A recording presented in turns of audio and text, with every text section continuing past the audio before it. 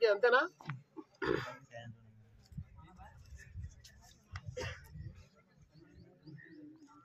రాష్ట్ర వ్యాప్తంగా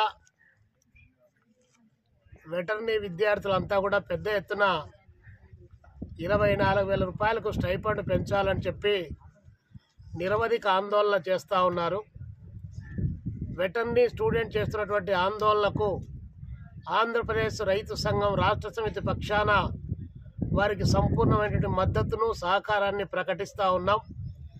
2013వ సంవత్సరంలో ఉమ్మడి రాష్ట్రంలో ఉన్నటువంటి 7,000 రూపాయలు స్టైపెండ్ తప్ప ఇంతవరకు వారికి స్టైపెండ్ పెంచినటువంటి పాపాన పోలేదు. 3 ప్రభుత్వాలు మారాయి, అయినా కూడా వారికి స్టైపెండ్ పెంచాలనే నిర్ణయానికి కూడా రాకపోవడం.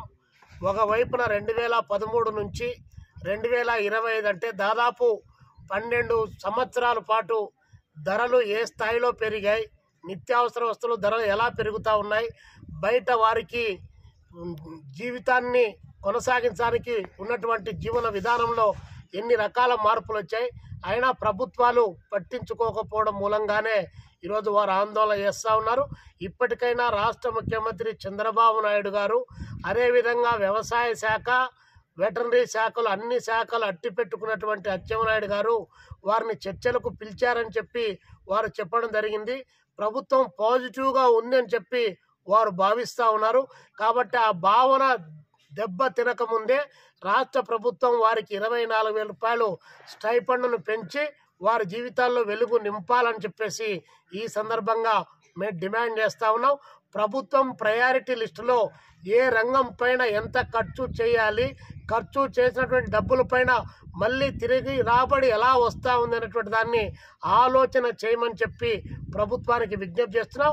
రేపు జరిగేటువంటి చర్చల్లో పాజిటివ్గా వారికి నిర్ణయం రాకపోతే భవిష్యత్తులో వెటర్నరీ విద్యార్థులుగా వారు చేసేటువంటి ఆందోళనకు ప్రత్యక్షంగా ఆవులు, మేకలు, గొర్రెలు, ఎనుములు, ఎద్దులు, పశు పక్షాదులన్నీ వారికి మద్దతుగా నిలుస్తాయి.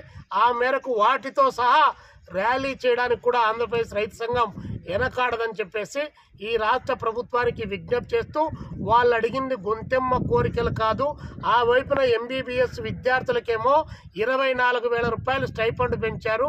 వాళ్లకు 2013 తర్వాత క్రమంగా గ్రాడ్యువల్గా పెంచుకుంటూ వచ్చారు. మరి వీరు ఏ పాపం చేశారని చెప్పి 7,000 రూపాయల దగ్గరనే నిలుపుదల చేశారు. కాబట్టి వారి స్టైపెండ్ పెంచాలని చెప్పి ప్రభుత్వానికి మేము విజ్ఞప్తి చేస్తున్నాం.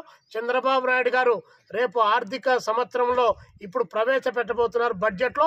ఆ బడ్జెట్లోనే దీన్ని కూడా చేర్చి వారికి స్టైపెండ్ పెంచాలని చెప్పి ఈ ప్రభుత్వానికి తెలియజేస్తూ ఉన్నాం.